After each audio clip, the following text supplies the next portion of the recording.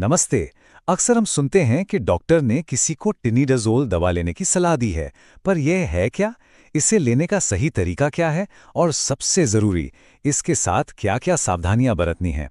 चलिए, आज इस दवा से जुड़ी हर एक ज़रूरी बात को एकदम आसान शब्दों में समझते हैं।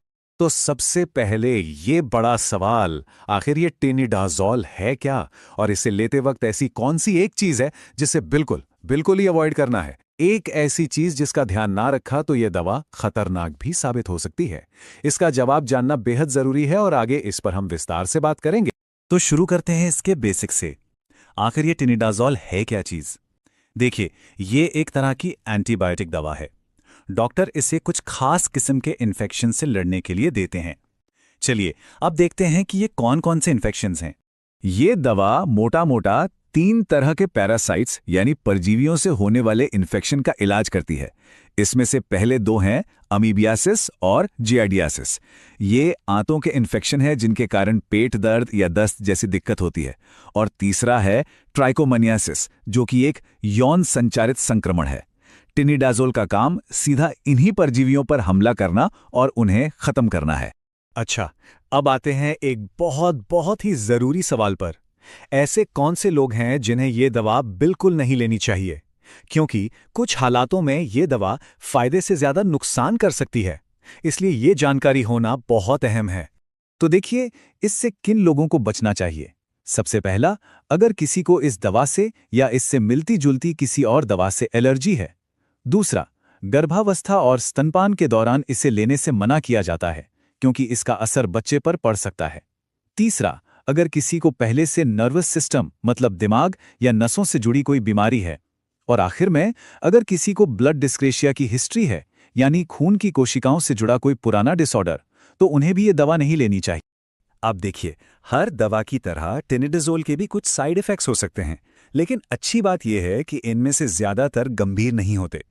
तो चलिए ज़रा समझते हैं कि क्या-क्या हो सकता है और कब डॉक्टर से बात करना ज़रूरी हो जाता है। इसके कुछ साइड इफ़ेक्ट्स थोड़े अजीब लग सकते हैं, जैसे मुंह में मेटल जैसा टेस्ट आना या यूरिन का कलर डार्क हो जाना। हाँ, सुनने में थोड़ा अजीब ज़रूर लगता है, पर आमतौर पर एक कोई चिंता की बात नहीं होती। दवा बंद होने के बाद ये अपने आप चले जाते हैं। तो इसलिए ज़रूरी है कि इन 2 तरह के साइड इफ़ेक्ट्स में फ़र्क समझा जाए। एक तरफ है आम लक्षण, जैसे मुंह का स्वाद बदलना या डार्क यूरिन। ये आम हैं और खुद ही ठीक हो जाते हैं। लेकिन दूसरी तरफ हैं कुछ गंभीर लक्षण, जैसे कि तेज सिरदर्द, चक्कर आना, स्किन पर खुजली वाले दाने जिन्हें पित्ती कहते हैं, या फिर दौरे पड़ना। ऐसे लक्षणों को बिल्कुल भी नज़रअंदाज नहीं करना है। तुरंत अपने डॉक्टर से संपर्क करें।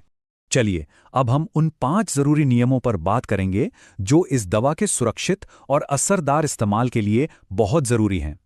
इन्हें फार्मासिस्ट की सबसे पक्की सलाह माना जाता है। और हाँ, यहां आता है उस सवाल का जवाब जो हमने एकदम शुरू में पूछा था। ये सबसे सबसे जरूरी चेतावनी है। इस दवा के साथ शराब का सेवन करना बेहद खतरनाक हो सकता है। यह सिर्फ एक सुझाव नहीं बल्कि एक सख्त नियम है। इसको हल्के में बिल्कुल नहीं लेना है। ये 5 नियम याद रखना बहुत आसान है और सुरक्षा के लिए बहुत जरूरी भी। नंबर 1, शराब से पूरी तरह दूरी। नंबर 2, भले ही बेहतर महसूस होने लगे, दवा का पूरा कोर्स खत्म करें। नंबर 3, साफ सफाई का ध्यान रखें ताकि इन्फेक्शन वापस ना आए। नंबर 4, सामान्य साइड इफेक्ट्स के बारे में जानकारी रखें। और 5वां, कोई भी गंभीर लक्षण दिखने पर तुरंत एक्शन लें। तो चलिए, इस पहले नियम को थोड़ा और गहराई से समझते हैं। जब ये दवा शराब के साथ मिलती है ना, तो एक बहुत ही गंभीर रिएक्शन हो सकता है, जिसे डायसल्फिराम लाइक रिएक्शन कहते हैं। मतलब इससे तेज सिरदर्द, उल्टी और बेचैनी जैसी तकलीफ हो सकती है। इसलिए याद रखिए, सिर्फ इलाज के दौरान ही नहीं, बल्कि दवा खत्म होने के कम से कम 3 दिन बाद तक शराब को हाथ भी नहीं लगाना है। ये दूसरा नियम भी उतना ही जरूरी है। अक्सर क्या होता है, लोग थोड़ा आराम मिलते ही दवा लेना छोड़ देते हैं, लेकिन ऐसा करने से इन्फेक्शन के जो परजीवी है ना, वो पूरी तरह नहीं मरते और फिर बीमारी दोबारा और इस बार शायद और ज्यादा ताकत से वापस आ सकती है। इसलिए कोर्स पूरा करना बेहद जरूरी है। इस 5वें नियम को एक बार फिर से दोहराना चाहेंगे। अगर त्वचा पर कोई चकत्ते, पित्ती या दौरे पड़ने जैसा कोई भी गंभीर लक्षण दिखे, तो इसे हल्की बात समझकर नजरअंदाज बिल्कुल न करें। ये खतरनाक रिएक्शन का संकेत हो सकता है और ऐसी स्थिति में फौरन डॉक्टर से मिलना चाहिए। और अंत में यही सवाल, जब एक साधारण सी गोली एक तरफ इलाज है तो दूसरी तरफ जोखिम भी बन सकती है, तो ऐसे में सेहत की राह पर सबसे अच्छे से कैसे चला जाए? सही जानकारी और जिम्मेदारी, शायद यही इसका जवाब है। इसीलिए अपने स्वास्थ्य के बारे में हमेशा जागरूक रहना और सवाल पूछना जरूरी है। दवा का सेवन शुरू करने से पहले चिकित्सक परामर्श जरूर लें। यदि वीडियो पसंद आया हो तो लाइक, शेयर और सब्सक्राइब करना न भूलें। धन्यवाद।